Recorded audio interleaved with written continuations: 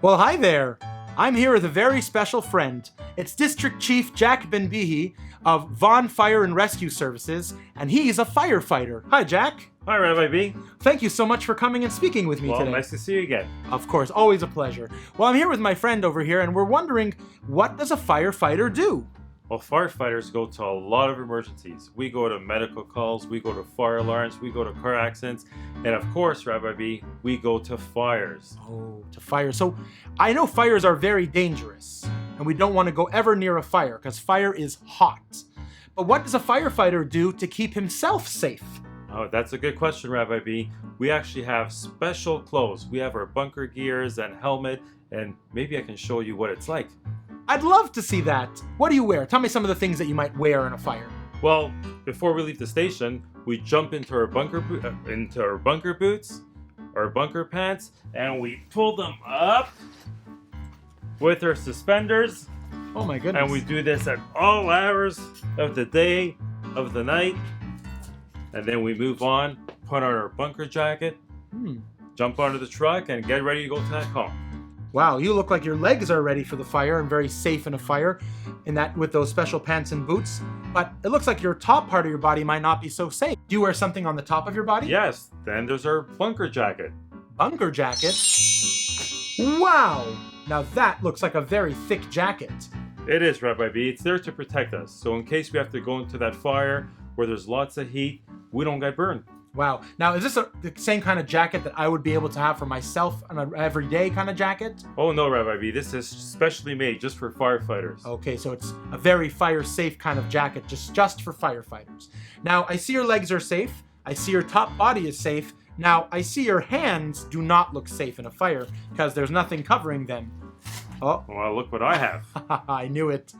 I knew. Now, those are special kinds of gloves for fighters? They are. They're for firefighters, and they're there to protect us. Again, if we go to those fires, so we don't burn our hands, or maybe we're going to touch sharp objects, we don't want to cut ourselves up. So you're being extra careful in a fire. All the time. Safety comes first, Rabbi. Safety is very important, and that's why we're having this talk. Now, as far as safety, it looks like most of your body is pretty safe.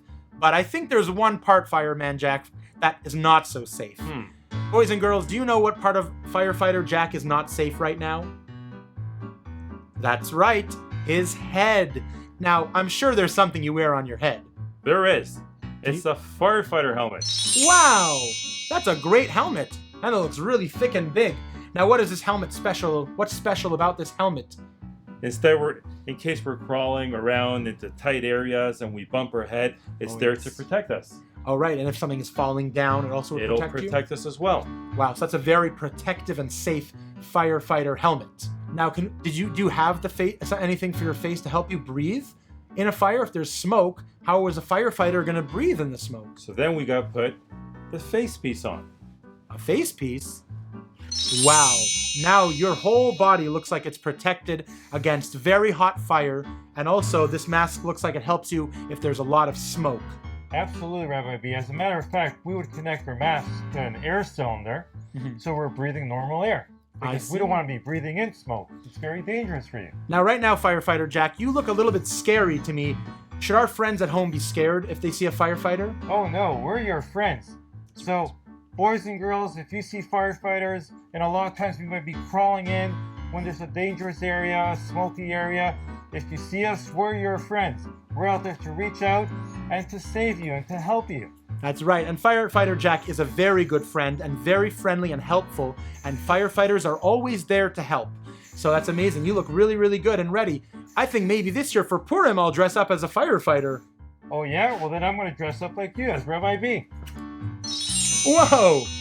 I feel like a real firefighter now, and you look like Rabbi B. Rabbi B. Well, thank you so much for coming today. But there's another important thing to know. What do we do if there is a fire? So Rabbi B, if there's a fire, we should get out of the house, get away from the smoke, go to a safe area. Let's tell a grown-up. And of course, call 911. Wow, great advice to get away from the fire, tell a grown-up, and call 911. Well, thank you so much for showing us how you stay safe in a fire and how we can be safe getting away from a fire. Thank you so much for helping us today, Firefighter Jack. Thank you, Rabbi B. I'm going to keep this guitar. Okay, well, bye-bye. Well, happy Chanukah. Well, I'm here again with my good friend, District Chief Jack Ben-Bihi of Vaughn Fire and Rescue Services. And you know, Chanukah is such a wonderful time. I love Chanukah. So do I. Very joyous season. Really happy time. And we want to stay happy and be safe. And of course, we know when we're talking about fire, we're talking about menorahs. And menorahs have fire. Absolutely. So how can we be safe around a menorah? That's a good question. So make sure your mommy, daddy, they're around when the menorahs are lit. And you don't want to be around curtains, drapes, anything that's going to be in the way, because that could catch fire. So like a decoration or anything that can be caught on fire should not be near the menorah. That's right. And of course, make sure it's on a sturdy table. Yes, a very sturdy table so the menorah shouldn't fall over or get knocked over. Exactly. What if a child is helping their mommy or daddy light the menorah? What should they do? That's a good idea. So it's very important for that boy or girl to be standing on a very sturdy surface so they don't fall over. And maybe if they have long hair, tie it up, because we don't want the hair to fall over. That could catch on fire. So that could be very dangerous. Right. And what about the candles? The candles should be probably put in very safely and make sure that they don't topple over. Yes, or and it fall. should be straight. You don't want the candles to be tilted. And of course, always around an adult. Always with a mommy or daddy or an adult to help you.